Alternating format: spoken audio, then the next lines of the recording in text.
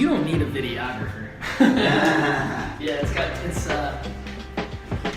phone case or something like that. Interesting. Yeah. Cool. So, all right. Well, this is super casual. Brad Cowart, Tier Strategies. Yes. Thank you for joining the Paul Hickey podcast. Yeah, thank you for having me. We talk about business and we talk about SEO. We talk about web design. But when we have guests, we like to talk about them and their story and their business and kind of put them on and everything. So for the listeners, I met Brad at Red Letter Day in August this year. I was lucky enough to be asked to speak by a good friend of mine, Jamie Dunham, who I've done a lot of work with over the last few years. And she has an amazing event. It was at the City Winery. I got Great up place. It was awesome. I got up the courage to do a rap song because really I just didn't want to be boring. So I don't know how that went over. But anyway, Brad, thank you so much for joining, and it's really good to have you. Thank you. So I'm really interested to just have you tell me and the 11 listeners out there that are comprised of my wife and my parents and a couple other people who humor me, about Tier Strategies. But like maybe before we get into Tier Strategies, like tell us about you and your background and a little bit about your story. Well, so I got out of school and couldn't find a job. And when was this? Sorry, I don't even... It was in 1989. Okay. So and I had this marketing degree and I had no clue of what to do. So I fell into doing the retail thing. And you think, I'll just do this for a little bit and something will happen. Well, but year after year I was doing retail. I worked for enterprise. I worked for okay jobs, but not career building jobs. And so that didn't work. I even had a brief stint as teaching, thinking I wanted to do that because I'm real big into history and love all that. Thought I could teach kids. But again, none of those are long term. So about in 98 or 99, my wife and I moved here. We both went to Nashville Tech because we were going to solve Y2K. We were going to be part of that team. Real quick, where did you move from? Where were you? And where did you grow up? I've been 2 hours away. Okay. In Jackson. Okay. But we So had stints in Texas and in California. Okay. So, cool. but we came here and just planted our roots. And I've always liked coding, but just didn't think, I didn't know how to do it, but I had an interest. So that really opened me up to coding, and then around 2000 is when web stuff comes along. So I got, after finishing school, a few real jobs, but they weren't exactly what I wanted to do. They were mainframe coding, and I just thought that digital and web stuff was cooler and neater, and was going to be a growth area. So I just struck out on my own one day in June of 2003 and just got some clients. And what was the landscape like in June of 2003 related to web? I mean, it's obviously so different from what it is today. I mean, like I remember the .com, seeing .com on commercials and being like, what is that? So today the pitch is you need a better website, or you need a site that is actively managed, that you know is converting, and here's how you do that. Then the pitch was you have to have a website. I mean, because like 50 to 70% of the businesses just didn't have sites. There was nothing. I mean, that was 2000 was the glory days to go buy every domain you could possibly think of, and then go make money from reselling it. Yeah. So, very few people, only the real savvy or really large companies had websites. So we would go to a print shop, to a gift basket builder at a flower shop, to a restaurant, just individually. And nobody in town wanted to serve those because they wanted to serve the larger companies. So really we had no competition. The competition was, I don't think this web thing's going to work. And so, okay, and went to the next place. Right. So we did full service. I learned real quickly, you don't want to just go build a website and then go away. So obviously we added hosting. We added updates. We added marketing and SEO, which was really new then. I mean, you threw a few keywords on, put it in your title bar, and you were on the first page in days. Because again, nobody had sites and nobody had keywords. So, but as you grow along, the web landscape has changed. Now everybody has a website, or they're just a new company. They just hasn't had time to do it. You can't go find people that, I've been thinking about that website thing for a while. They just don't exist, whereas in 2003, they were everywhere. Yeah. So, but we still serve those small, you can call them mom and pop. Some of our clients are $2 million a year and less. But I think our deal is to talk to the owner, not a board of directors or not somebody representing the company. I want to have that one-on-one with the owner because they know where at least they want the business to go. And then I can tell them how they can get there, or, go over here, you need this person. Right. So definitely different than 2003. Yeah, absolutely. So when we met at Red, what brought you to Red Letter Day? Because I know you have a lot of experience. You have 15 years of experience, and I'm just kind of curious, like what? So really two things. Okay. No, three. Because I went to the first one. Okay. We actually videography. We filmed the first one for Jamie. Cool. So, and I've known her through National Marketing Association.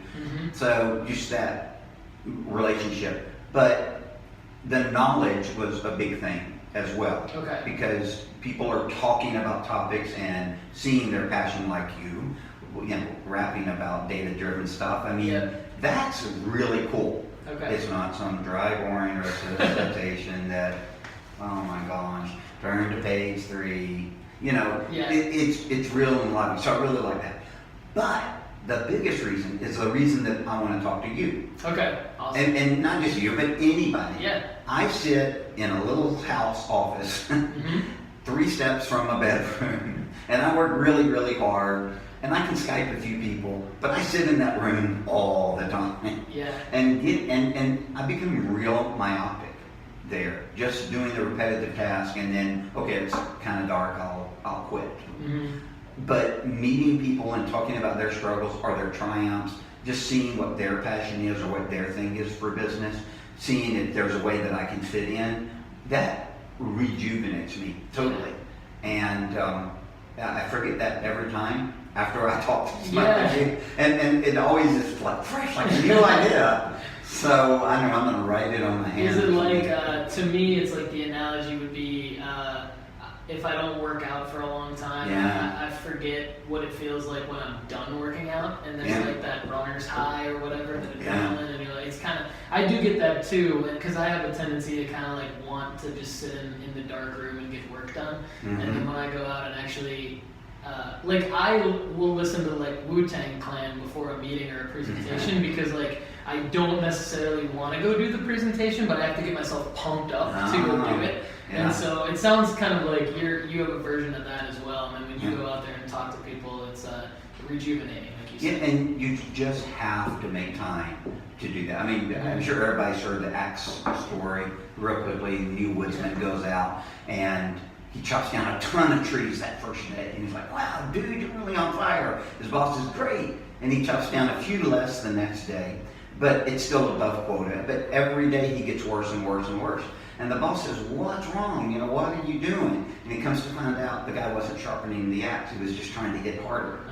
So you have to sharpen the axe, both with knowledge and enthusiasm and vision of your company, or it does become dull and repetitious and you wonder why you did it. Yeah. But you have to make yourself, working out is the best analogy. Okay. You've got to go do that, and you can't think it takes time to drive. I gotta change, I'll be dirty. You just have to say, at this time I work out, and just make it be, as we were talking earlier. So is there anything else that you've done, like just in the last, in the history of running your company, where you've taken like some professional development time for yourself and kind of like reset a little bit? I used to have quarterly retreats. Okay. Of our team, which was me. Okay. So I do that on occasion. Now it's pretty much maybe a yearly thing. Yeah. So I think that that's important. I really wish that I could do that more. And with a lot of the things that I'm changing by the end of the year, hopefully I can fit that in. I mean, how we run Tier is all up in the air right now. I mean, I know who we're going to serve, and I know what we're going to do, and we're going to do it at a good level. But all the details behind the scenes. So thanks for reminding me. I'm going to put that in. No You problem. have to. You have to. You have to. Yeah. Like I said, we were talking. Brad and I were talking before the podcast, and we were sharing some kind of information on like what's next for each of us. And one thing that I decided to do heading into year 2 was take a little bit of time for myself. Last week I went to New York for 2 days and just like worked from the hotel. Yeah. And went to a business dinner, and it was like totally not economical, but it was much needed, and Sure. And so feeling like that might be something that I want to do annually, or I mean, you said you used to do it quarterly, so Yeah, we'll but see. I just went to Montgomery Bell. Yeah, It's which $30, shut it down. and I can drive there in 20 minutes. Yes, I definitely don't need to go to New York.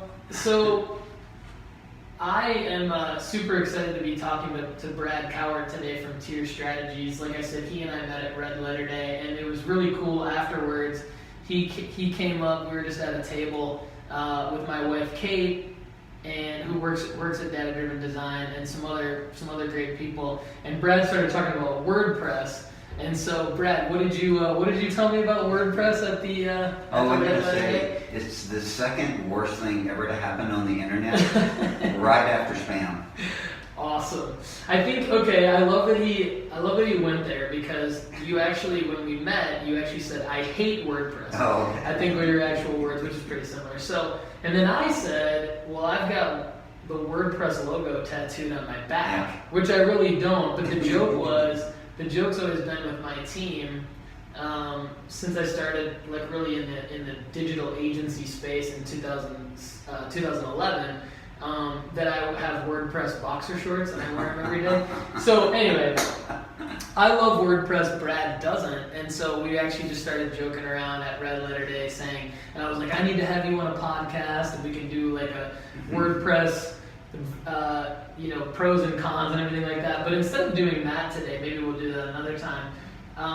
Why don't you let us know just kind of a little bit about like Tier Strategies in terms of what has really worked for you with clients, and like kind of how you've built your process, and kind of how you guys do things, and how you differentiate yourself from other like anyone. I think that the competition for us, like for guys like you and I, is that like people think anyone can build a website.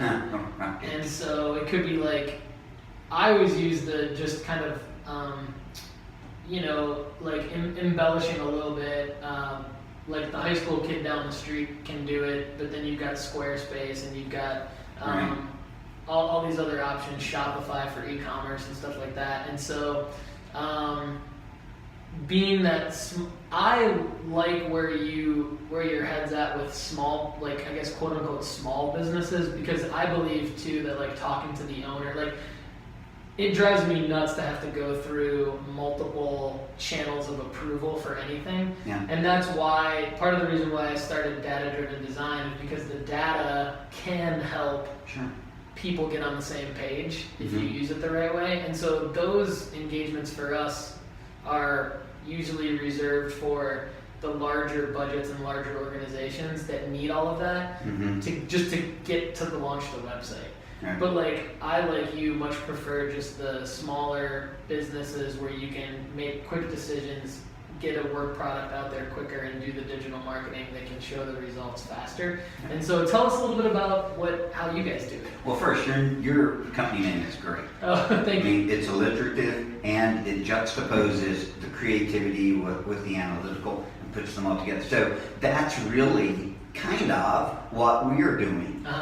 And one of my beefs against WordPress or other do-it-yourselfs like Wix is that it's so easy to do it yourself, but you're just throwing elements on the page. You say, oh, I have a website.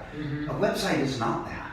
A website is a whole bunch of stuff together. It's design-wise appealing, but it motivates people to read or do something, to have a call to action. And you want to have your design propel them into your site.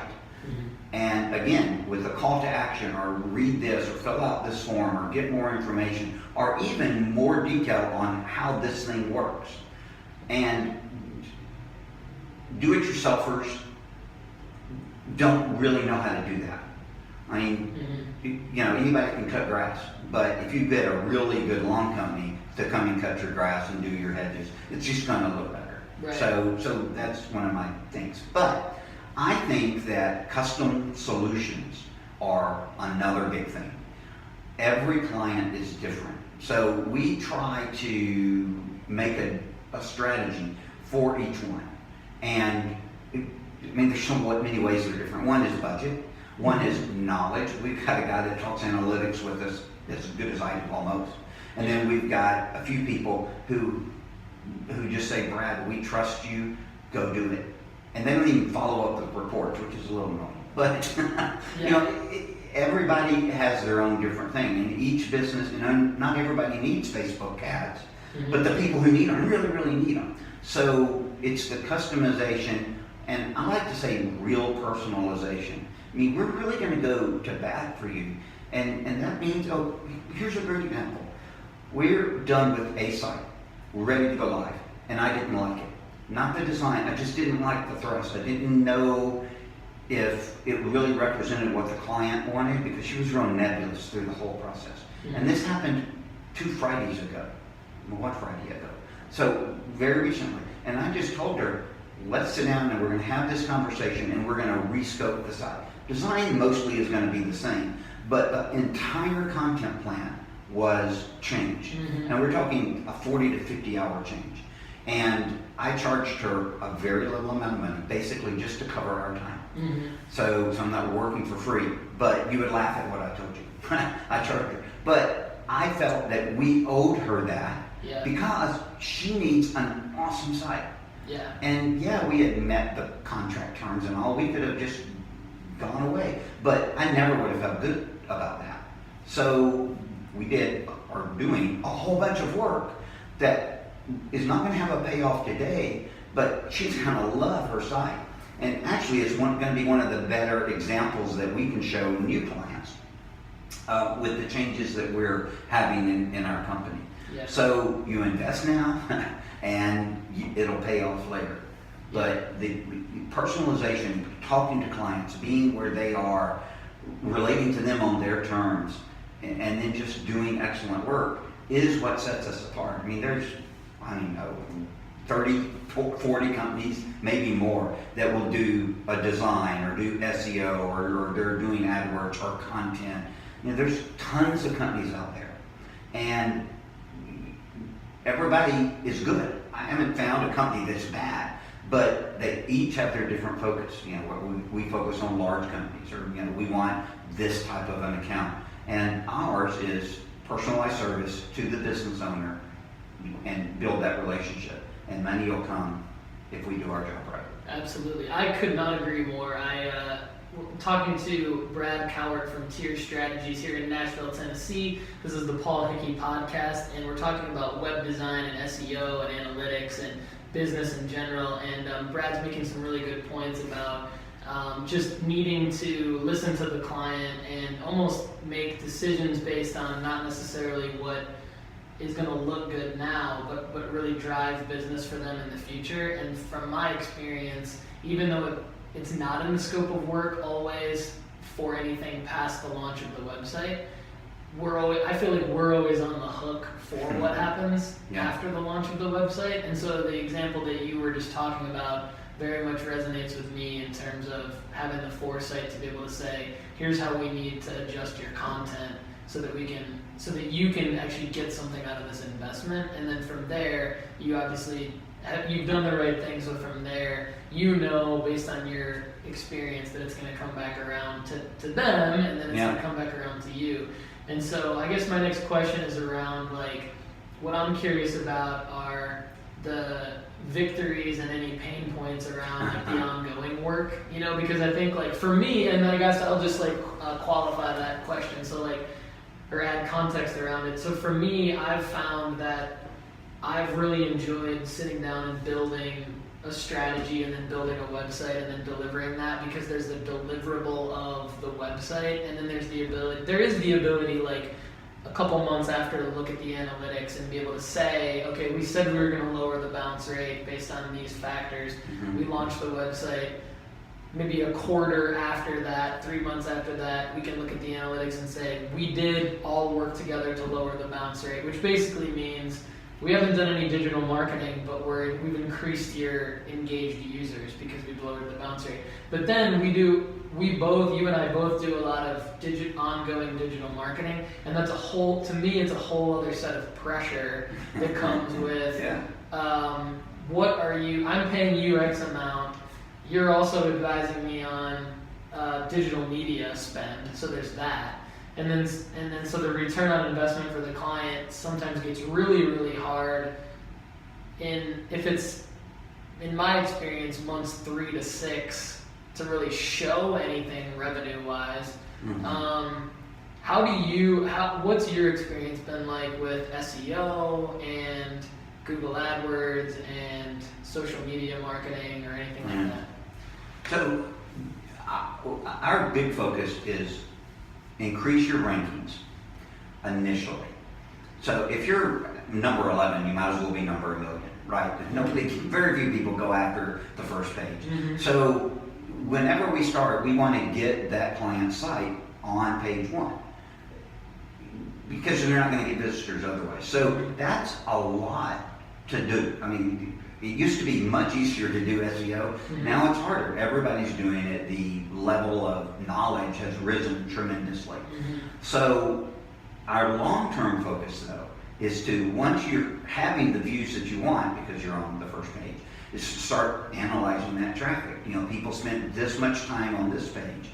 Why? Did we, run this ad, or did we change the content? Did you run a special and we changed your AdWords so your visitor count went up? Did you run a buy one, get one? We ran $100 in AdWords and nobody clicked, or they clicked and spent 3 seconds on your site. What is the disconnect there?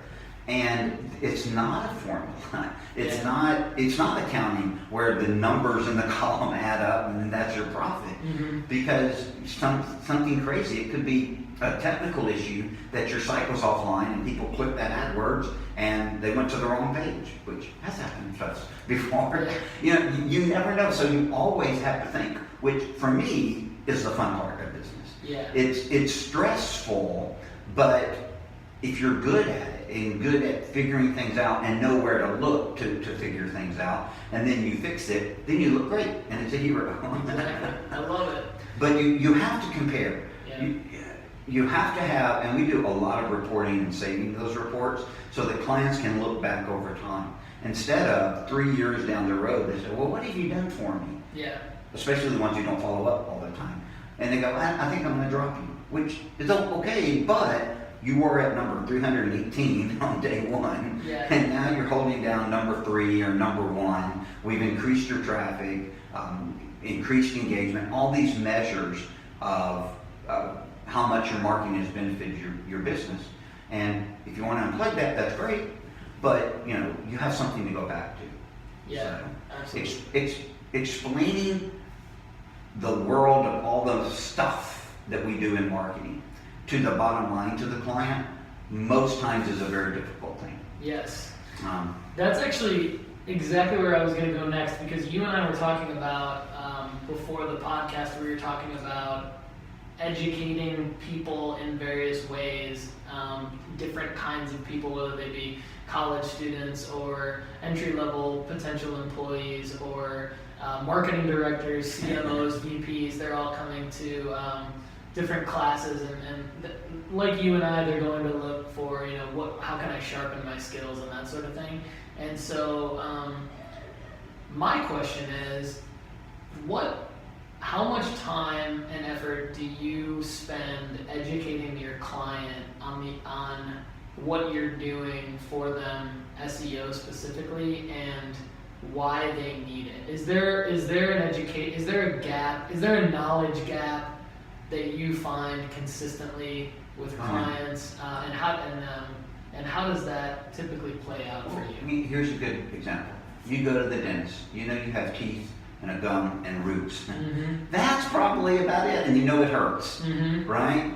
So there's a whole bunch of stuff behind the scenes, Yeah. and he may or may not tell you, but there's a knowledge gap there. What he's going to tell you is the end result. Not, I'm going to drill in here and I'm going to avoid this thing and I'm going to do this over here.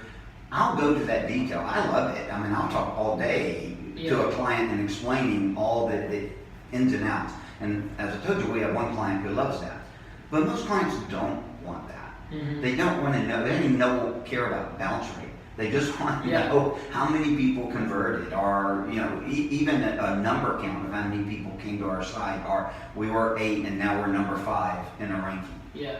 So I would love to have in-depth conversations every month with all the statistics that I find so exciting Mm-hmm. and that actually relate to their business. I mean, I get jazzed up and I write pretty long, lengthy reports. Mm-hmm. They don't read them, but I write it for me, for the history to Sure. refer back to, and so Yeah. I know what to do next month.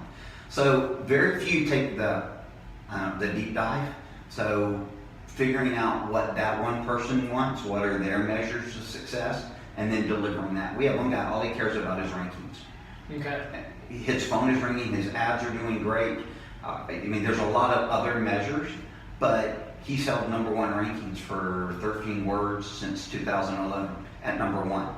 So he gets a little jaded. If he drops to number 2, that's a pretty drastic thing for him. Yeah. And really it's not, because in an hour it's going to be back up again. Right. So, And it changes based on who's looking, what device. Yeah, I mean, it changes on a where whole you lot of got, stuff. the location and search history and all that stuff. but that's his measure. Somebody Yeah. else's is different. So finding out whatever that thing is that's really going to make them see the value, keep using you, and so that you get feedback so you can keep doing more good stuff. Yeah.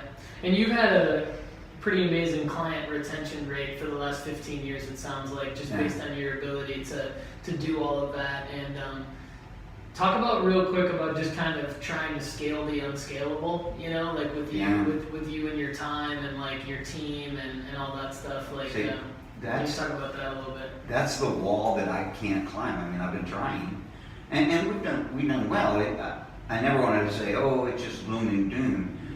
But from what I see that Tier could do, as far as there's very few people serving the market that I want to serve, and there's a big market. That is small. Is that still? Talk about that real quick then, because Okay. you were saying earlier that it was small. Like you started with small business owners. My opinion, at least now, is that if you're over $2 million, Tier is not the company for you. Okay. Because if you're at $2 million a year, you can hire somebody.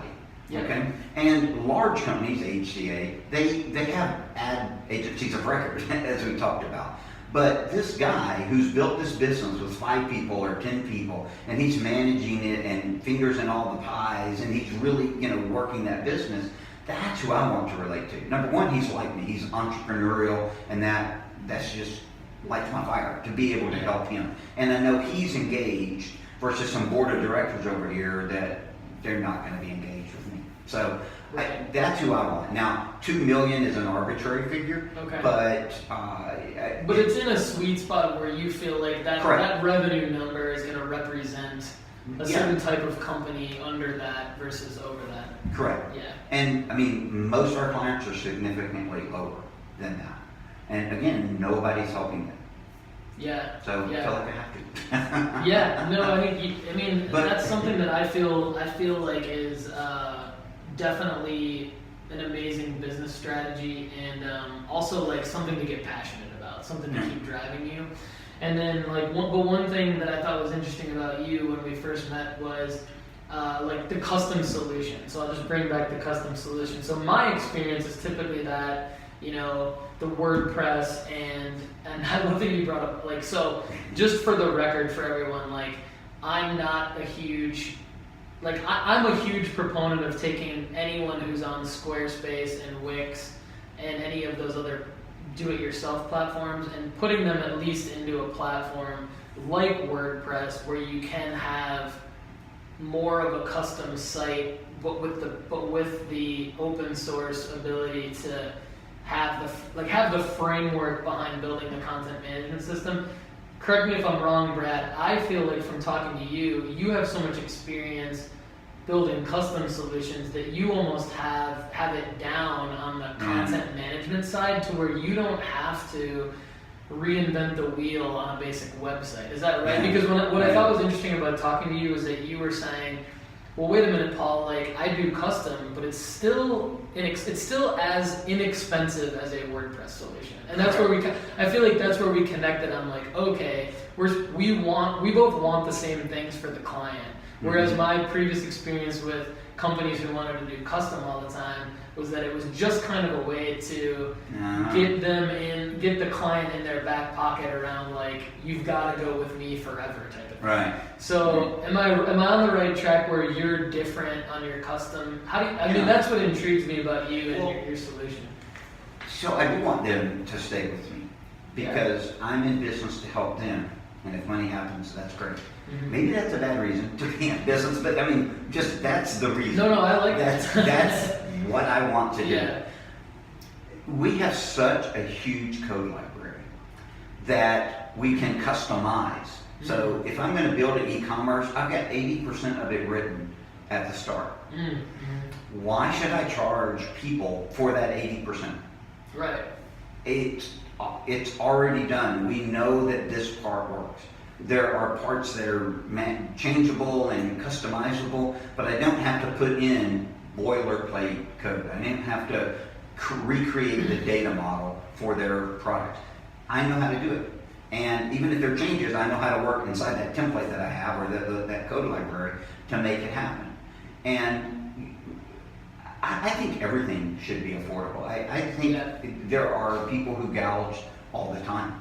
A car's a car. Yesterday I saw Alfa Romeo, and I'd never seen one, so I didn't know what it was. But it had 4 wheels and a steering wheel, and it didn't like take off. It didn't fly. So I'm like, why did you spend whatever $100,000 for that car? I mean, and you can do what you want, but I would rather people spend their money marketing than building a $15,000 e-commerce site when I can do it for $1,500. Yeah. So if you're going to spend, if you have that disposable money, then spend it on marketing, which will get you money. But again, the other thing is who I target. HCA, if I went to them, so I can build you a good little portal site for $2,000, they're going to laugh at me. They're HCA, they spend $2,000 on the spread to bring the web developers in to talk about doing their site. But $2,000 for some of my clients, that's a pretty decent investment. Yeah. And especially if they're just starting out or they're transitioning from another job. I want it to be affordable, I was going to say, so I've got them. But so that I can work with them and build them up over time. Yeah, absolutely. And our name is TIER, which is TIER, and it actually stands for something, not just stepping up. Okay. But what we want to do is think about your strategy and your solution in your situation, which is different than everybody else's. Really think about it. We spend as much time thinking as we do coding. If you do it the other way, you'll mess up. But we really think about and write down, this is how we're going to attack this project, here are our goals, strategies, all that. Then we implement that. Too many people think about it forever and they never do anything, right? So even if our plan is not that great, we'll see because we're going to implement it and then we're going to evaluate it. And then we're going to go back or repeat. We're going to go back and think. So we're going to create a strategy. We're doing Facebook ads. We want this stuff to happen. Then we're going to go do it and implement it right. Watch it. Make sure everything's set up, not just play with it, but everything's right. And then after a period of time, we're going to evaluate it again against those initial goals. And if we didn't do well, then we're going to repeat that process and go through it again. But if we did well, we're going to step up. And guess what? We're going to repeat that process and think about the next thing. Yeah. So we're going to step up as we bring the client along.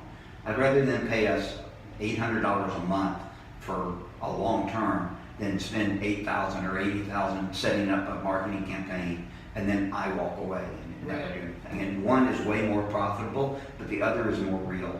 And that's what I want to be, is real. Yeah, I love that. And it's amazing that you are able to use your code library, finish the other, say, let's just say 20%, to use your thought there, and make it customizable to the client that is what the differentiator is in my mind between other potential solutions out there for people or companies, small businesses, any kind of organization, where you can go with someone like Brad and Tier to get, it's .NET, correct? It's going to be .NET, so the .NET stack, so Microsoft stack, which there's different tech requirements and stuff like that. And then there's a lot of clients that Brad and I both kind of deal with that really don't care what their technology stack is, right? Like the people, I think like our target and Brad's target is is probably not someone who's going to ask too many questions around what their website's coded in. But Brad's obviously doing something where he's able to provide a clean custom solution with well-written code, and that's very unique without having to charge an arm and a leg for it. Yes. So I love that. Yes, and it's at base. 5 years from now, who knows what WordPress is going to be, or even .NET, but I'm coding at the language level. Okay.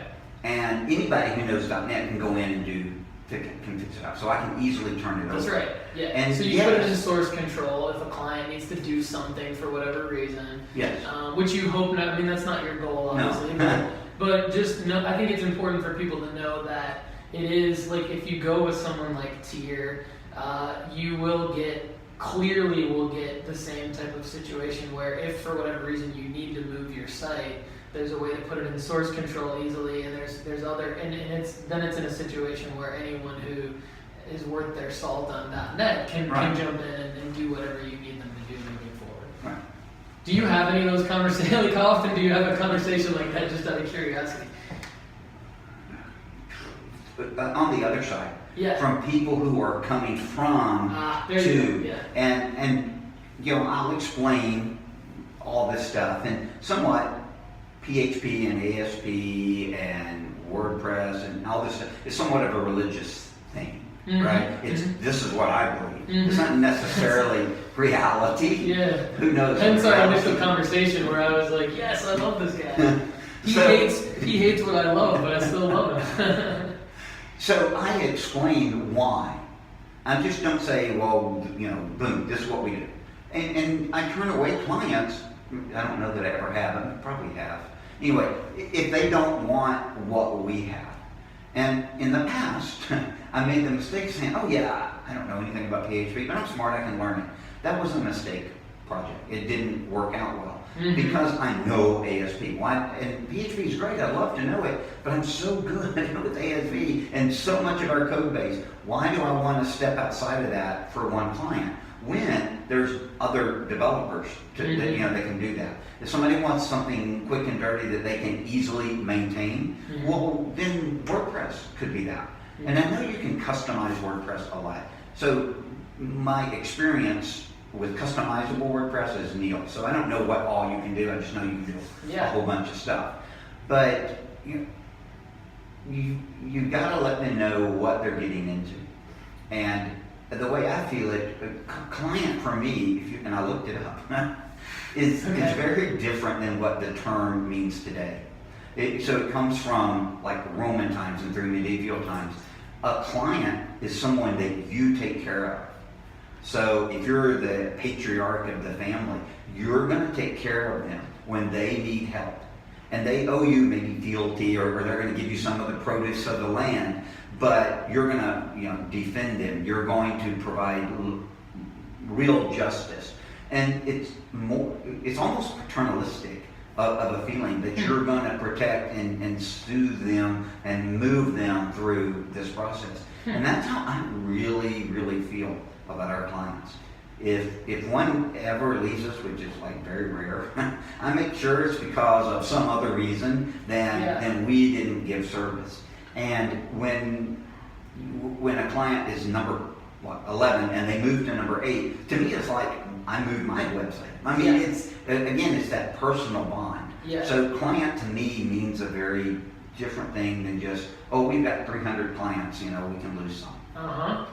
And I think like you're probably familiar with and I used to get put off by this a lot, but back when I was running a different agency here in Nashville a few years back, there would be like jokes circulated with like little like comic strips about clients and like all sorts of stuff like that. And I was just kind of like, I would be put off by like the attitude of whoever the designer or person was that I was working with that was sending that, because I feel like what you just said is amazing. I was running this morning and I was thinking about like writing a blog about how to communicate with a client,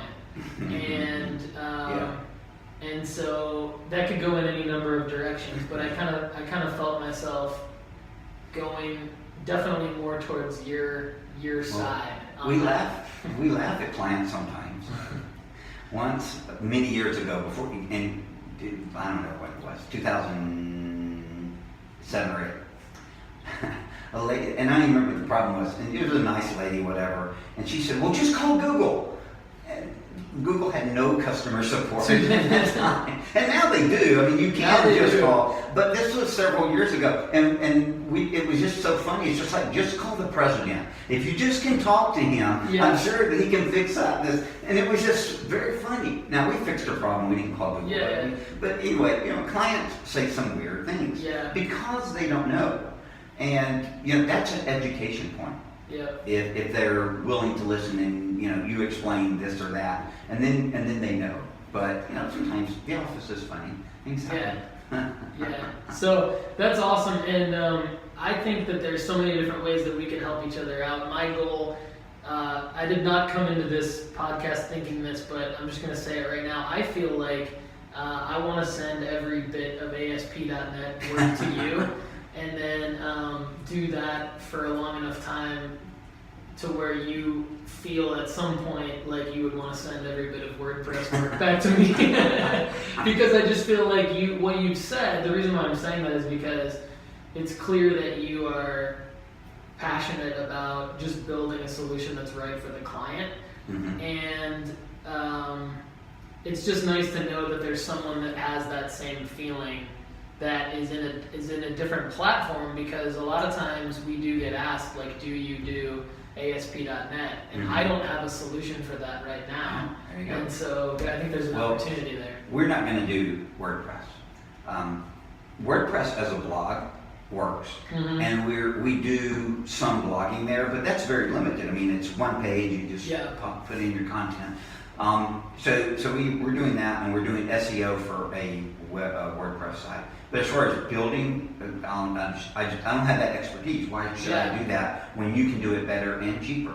And to your point about, like, I think where it really actually happens is in the event that someone has a WordPress site and they're not going to go with you to redesign it in ASP.NET, but they need, for a few $100s or whatever it is, somebody to fix their problem and then build the trust around that relationship. Yeah, because again, I can't do that. Yeah. And it's fine business, but it's not my business. And then I think there's a whole other geek session that we can have around SEO, because, I'm just always fascinated by people who have done SEO for a significant period of time. I mean, my background's a little bit different in that, like, I started as a publisher, and so when I started as a publisher in 2006, I built my own website, first in HTML and then into WordPress later, a couple years later.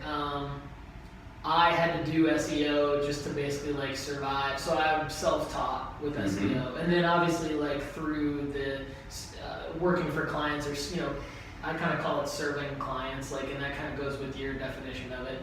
Like, or parenting them. So raising them, right? Raising them. Anyway, through that experience, like, it's entirely different, and like different learning, different education points, different, to your point earlier, different goals, things like that. So, I want to say thank you so much for your time and for being on the podcast, even though we have, like I said, 11 listeners. We're walking the talk a little bit. We talk to our clients about, you need to tell your story. You need in order to have good audience,